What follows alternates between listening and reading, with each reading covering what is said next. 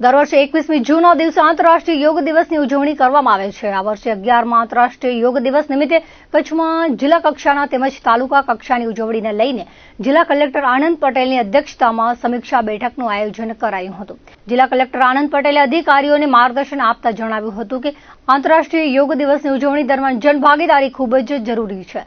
જિલ્લા કલેક્ટર આનંદ પટેલે જિલ્લા કક્ષા અને તાલુકા કક્ષાના કાર્યક્રમોની તૈયારી અંગે સંબંધિત પ્રાંત અધિકારીઓ પાસેથી વિગતો મેળવીને જરૂરી માર્ગદર્શન પૂરું પાડ્યું હતું. યોગા કોચ અને પ્રોટોકોલ મુજબ જ યોગ દિવસની ઉજવણી કરવામાં આવે તેમ સૂચન જિલ્લા કલેક્ટરે કર્યું હતું.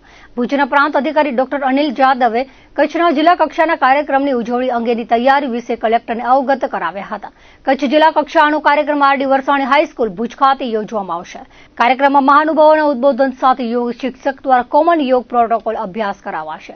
આ બેઠક દરમિયાન પશ્ચિમ કચ્છ પોલીસ અધિક્ષક, નિવાસી અધિક કલેક્ટર, નોડલ અધિકારી, જિલ્લા યુવા વિકાસ અધિકારી, જિલ્લા શિક્ષણ અધિકારી, નાયબ જિલ્લા વિકાસ અધિકારી સહિત તમામ પ્રાંત અધિકારીઓ, જિલ્લા યોગ સંયોજક અને યોગ બોર્ડના પ્રતિનિધિઓ ઉપસ્થિત રહ્યા હતા. કચ્છ જિલ્લામાં કોરોનાનું સંક્રમણ ઓસરી રહ્યું છે. જિલ્લામાં છેલ્લા 4 દિવસમાં કોરોનાના માત્ર 2 નવા કેસ નોંધાયા છે, જ્યારે 22 દર્દીઓ કોરોના મુક્ત થયા છે. ગઈકાલે કચ્છમાં કોરોનાનો એક પણ નવો કેસ નોંધાયો ન હતો, જ્યારે 9 દર્દીઓનો હોમ આઇસોલેશનનો સમયગાળો પૂર્ણ થતા સક્રિય કેસનો આંક ઘટીને 12 થયો હતો. હાલે તમામ સંક્રમિતને હોમ આઇસોલેશનમાં રખાયા છે તેવું જિલ્લા આરોગ્ય વિભાગે જણાવ્યું હતું. પરમ પૂજ્ય હરિદાસજી મહારાજના સાનિધ્યમાં સદગુરુ ભગવાન વાલરામ પ્રાગટ્ય શતાબ્દી મહોત્સવ તેમજ શ્રીમદ ભાગવત કથા જ્ઞાન યજ્ઞ એવં કચ્છ ભાનુશાલી મિત્ર મંડળ વલસાડ નવનિર્મિત ભાનુશાલી વાડીના લોકાર્પણનો કાર્યક્રમ યોજવામાં આવશે. આગામી 19મી થી 25મી માર્ચ 2026ના નિર્ધારિત કરવામાં આવશે. કાર્યક્રમની ચર્ચા વિચારણા કરવા મુંબઈથી હરિઓમ પરિવાર તેમજ દક્ષિણ ગુજરાતના તમામ 13 જેટલા મહાજન મંડળોની મીટિંગ યોજાઈ હતી. ભાગવત કથા સાથે ઓદવબાગ વાડી લોકાર્પણ અને સદગુરુ ભગવાન વાલરામ શતાબ્દી પ્રાગટ્ય મહોત્સવમાં ત્રિવેણી કાર્યક્રમનું આયોજન કરાયું છે, જે માટે સંત હરિદાસજી મહારાજની પ્રેરણાથી ચર્ચા કરવામાં આવી હતી, જેમાં વલસાડ મહારાજના પ્રમુખ ટ્રસ્ટી સાથે સર્વે કમિટી મેમ્બર હાજર રહ્યા હતા. સાથે વાપી, સેલવાસ, દમણ, ઉમરગામ, સરીગામ, ચીખલી, બિલીમોરા, સુરત દક્ષિણ ગુજરાતના મંડળના પદાધિકારી અને મુંબઈથી હરિઓમ પરિવારના સભ્યોએ હાજર રહી ચર્ચા કરી હતી. કાર્યક્રમના દાતા ગજરા પરિવાર દીપેશ ગજરા હાજર રહ્યા હતા અને સમિતિની રચના કરવામાં આવી હતી તેવું તુલસીભાઈ દામાએ વિગતો આપતા જણાવ્યું હતું. ઉલ્લેખનીય છે કે તાજેતરમાં જખૌ ખાતે ઉજવવામાં આવેલ ઉત્સવની જેમ આ ઉત્સવ પણ ભવ્ય રીતે ઉજવવા તૈયારીઓ આરંભી દેવામાં આવી છે. કચ્છમાં ગ્રામ્ય સ્વરાજ્યની ચૂંટણીનો ગરમાવો ચરમસીમાએ પહોંચી રહ્યો છે. 22મી જૂનના કચ્છની ગ્રામ પંચાયતોમાં નવા સુકાનીઓની વરણી માટે મતદાન થશે. ઉમેદવારો દ્વારા ચૂંટણીના પ્રચાર પ્રસાર પૂરજોશમાં કરાઈ રહ્યા છે. ત્યારે સિનોગ્રા ગ્રામ પંચાયતના સરપંચ પદના ઉમેદવાર સલમાબેન સુલેમાન દ્વારા પ્રચાર વેગવાન બનાવાયો હતો. તેમણે જણાવ્યું હતું કે ગામ પ્રત્યે પૂરતી ફરજ નિભાવીને રસ્તા, પાણી સહિત લોકોની વિવિધ તકલીફોને દૂર કરવા પ્રયત્ન કરીશ અને જ્યાં અધુરાશો હશે ત્યાં કામોમાં પૂર્તતા કરવાની ખાતરી આપી હતી. સિનોગ્રા એક નાનકડું ગામ છે. આ ગામને સર્જન ગામ બનાવવા માટે પ્રયત્ન કરીશ તેવું ઉમેર્યું હતું. તેમની ઉમેદવારીને ગામમાં બહોળો આવકાર મળી રહ્યો છે. સિનોગ્રામાં બધે મારા ભાઈઓ, બહેનો અને માતા પિતાઓ બધાને અપીલ કરવા માંગુ છું કે હું આ ગામની દીકરી છું. મારે તો સરપંચ ન હોય તોય મારે આ ગામમાં સેવા કરવી પડે અને જો મને આ સરપંચ તરીકે જો હું ચૂંટાઈશ તો મારી પૂરેપૂરી ફરજ હું મારી નિભાવીશ. રસ્તા, પાણી અને ઘણી બધી નાની મોટી લેડીઝોનું તકલીફ હોય એ એક લેડીઝ જ સમજી શકે છે અને હર ઘરમાં જઈ અને હું એની માંગણી કરું છું કે હું જેટલા પણ વાયદા કરીશ એ બધા હું નિભાવીશ.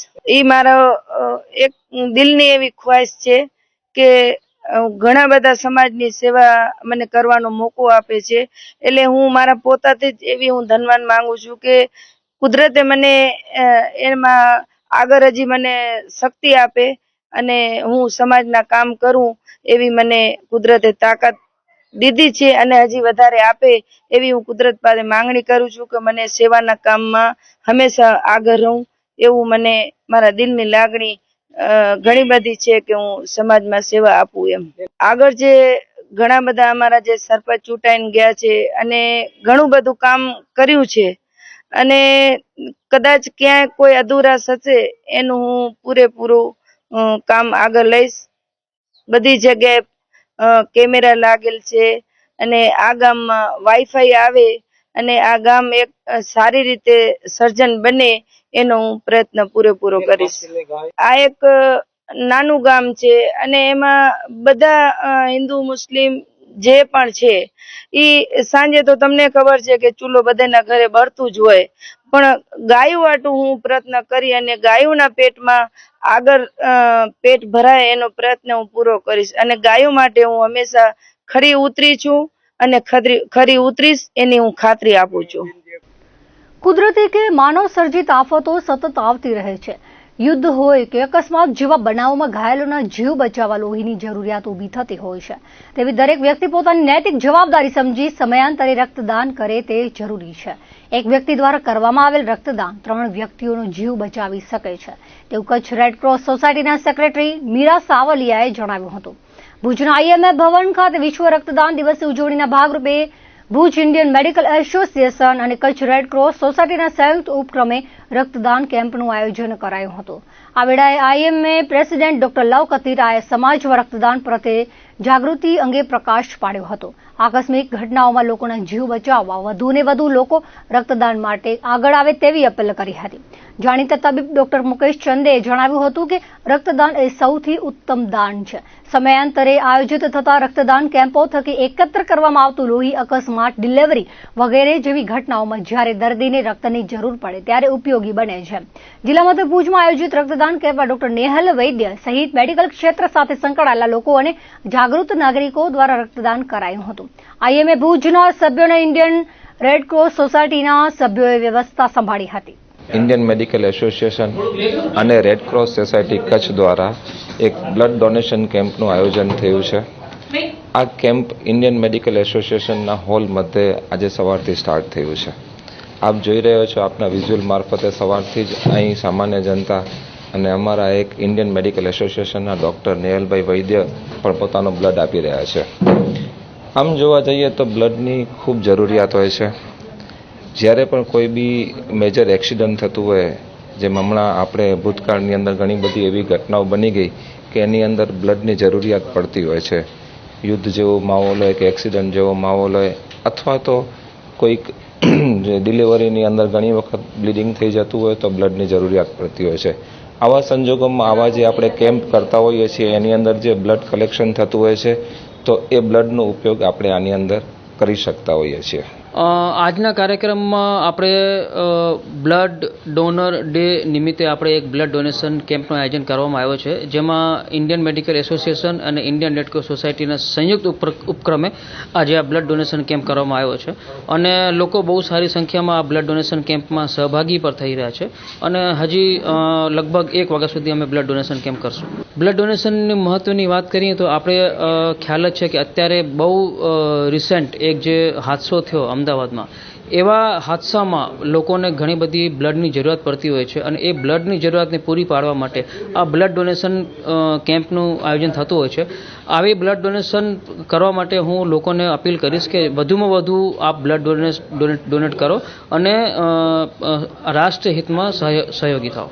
IMA હોલ પર મેડિકલ એસોસિએશન સાથે સાથે ઇન્ડિયન રેડક્રોસ સોસાયટી તરફથી એક બ્લડ ડોનેશન કેમ્પનું આયોજન કરવામાં આવી રહ્યું છે.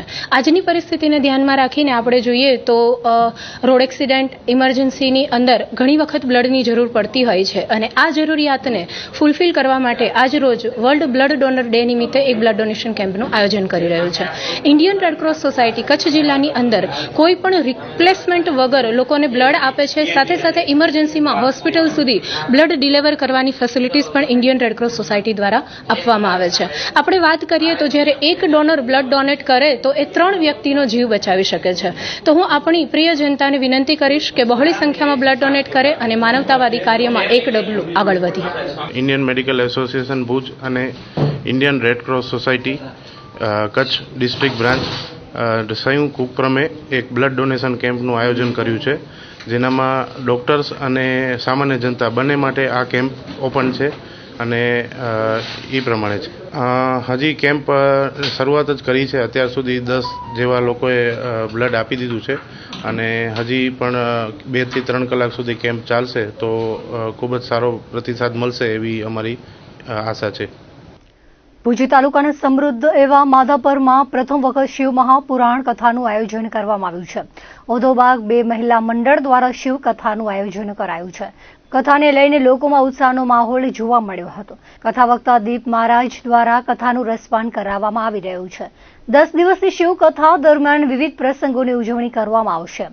કથાના અંતિમ દિવસે શિવ યજ્ઞના આયોજન સાથે કથાની પૂર્ણાહુતિ કરવામાં આવશે. માધાપર ખાતે વાજતે ગાજતે પોથી યાત્રા નીકળી હતી. પોથી યાત્રામાં યજમાન પરિવાર ઉપરાંત બહોળી સંખ્યામાં લોકો ઉપસ્થિત રહ્યા હતા.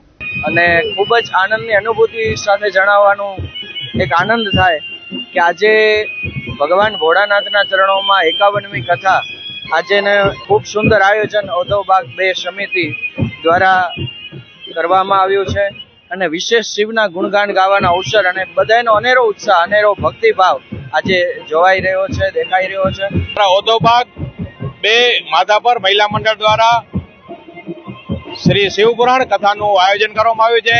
પ્રથમ વખત શિવપુરાણ કથા અમારા વિસ્તારમાં થઈ રહી ત્યારે સમગ્ર વિસ્તારના લોકો અને માધાપરમાં ખૂબ જ ઉત્સાહ છે. આ કથાના વક્તા શ્રી દીપ મહારાજ દ્વારા કથાનું રસપાન કરવામાં આવશે અને સમગ્ર 10 દિવસ ચાલતી આ કથામાં જુદા જુદા પ્રોગ્રામો રાખવામાં આવે છે, જેમાં સમગ્ર વિસ્તારના બહેનો જહેમત ઉઠાવી રહ્યા છે અને ભાઈઓ પણ તેમનો સાથ આપી રહ્યા. ત્યારે સમગ્ર માધાપરની અને ભુજની જનતાને આ કથામાં શ્રવણ કરવા માટે અમે હાર્દિક આમંત્રણ પાઠવીએ છીએ અને અમારું આયોજનમાં વિવિધ પ્રોગ્રામો પણ આવતા સમયમાં યોજવાના છે.